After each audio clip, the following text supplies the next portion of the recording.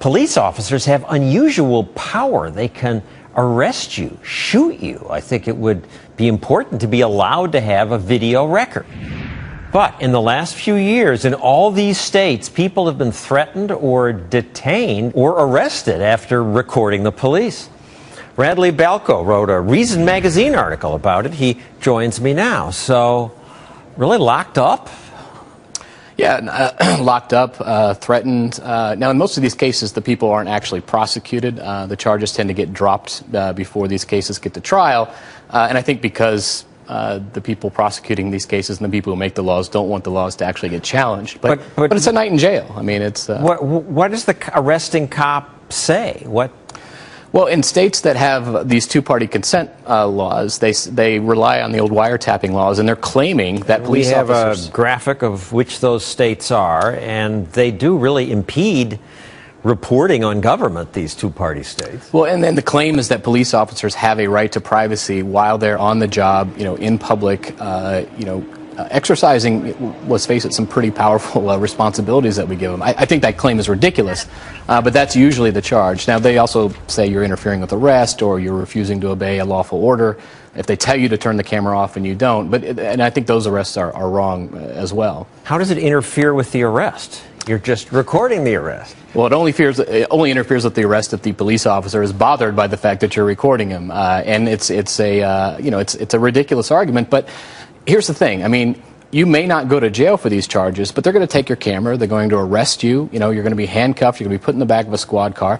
And nothing is going to happen to the police officers who illegally arrest you. Usually. What, nothing? Even when they don't get reprimanded, suspended? Well, in the Mississippi case, the video that you just showed, the police officers deleted evidence in that criminal case. They destroyed evidence. And nothing happened to them for that? And nothing happened to them. No investigation, nothing. Here's one more case. In Maryland, motorcyclist Tony Graber got in trouble for taping a cop who pulled him over for speeding.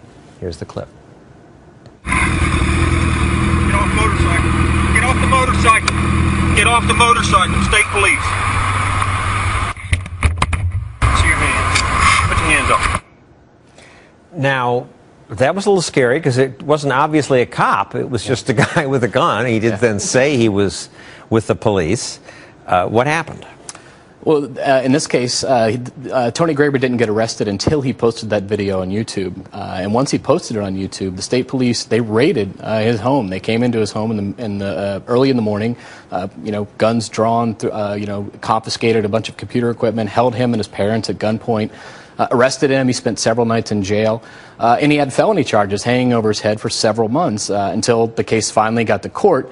And then a state judge in Maryland actually threw out the charges in a really strongly worded opinion. Yeah, here's what he said. Those of us who are public officials and are entrusted with the power of the state should not expect our actions to be shielded from public observation.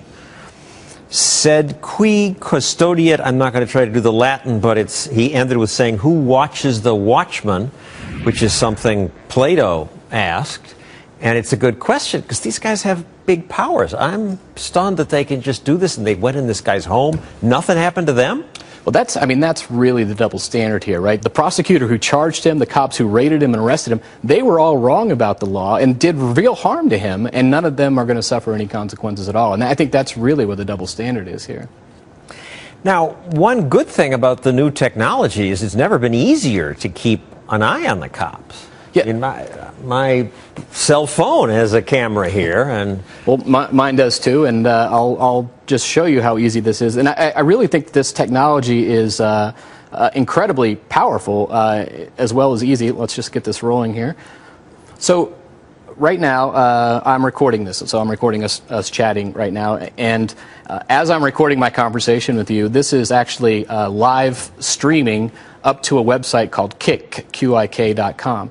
And not only is it streaming on that website, it's also being archived on Kik's servers. So, John, if you were offended by my recording this conversation and your security detail were to rough me up, confiscate the phone, and you throw the phone against the wall or stomp on it and break it, this video is now stored off-site and it's safe and it can't be tampered with. Now, this is an extraordinary piece of technology. I mean, I don't think it's an overstatement to say it. I mean, this is revolutionary in terms of holding government officials accountable, not just police officers, but I mean, we saw this in Iran when the Iranian Revolution a couple summers ago. We saw these videos coming out of the government cracking down on these protesters, and these videos were getting sent up to satellites and beamed all over the world before the government could do anything about it. There's George Orwell has a famous saying, he says, if you want to envision the future of humanity, imagine a boot stepping on a human face forever. Right? A very sort of pessimistic view of government. Yes. But, I think he's probably still right. But now there's probably someone who's going to be around with a cell phone camera to take a video and post it on YouTube. And really, I mean, transparency is, I think, half the battle.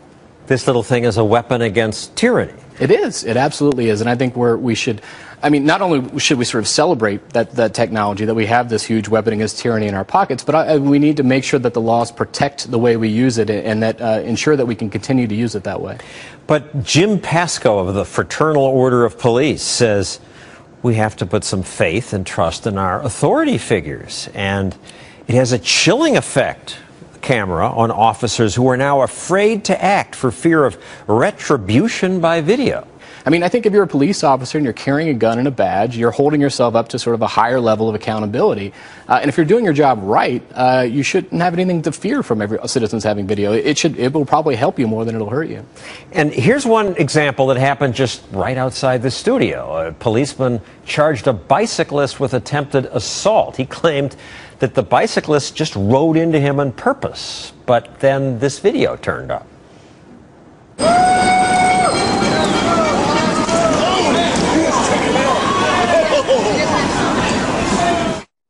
Clearly not on purpose. What happened there? I mean, in this case, the police officer lost his job. I think that's probably a good thing. Me too. One last case. In Washington, D.C., a police officer got angry when he drove past a snowball fight and his car was hit with snowballs. Throw another snowball. Get back up on the curb. He denied that he ever drew his gun. The department backed him until this video appeared. What happened then? Well, I mean, this case really illustrates how powerful these citizen shot videos are. In this case, the D.C. Police Department continued to say that there was no gun drawn well after this video was on YouTube and had spread all over Twitter. But this video clearly shows he did have his gun drawn, and the officer ended up getting, I think he got a 10 or 20-day suspension. But, this is why this technology is so powerful. Until now, until everybody had these cameras in their pockets, the police narrative was the official narrative. That's the only narrative we had. And now we can challenge that narrative. I assume usually they tell the truth, but it's good that we have cameras. Thank you, Radley Balko. Next.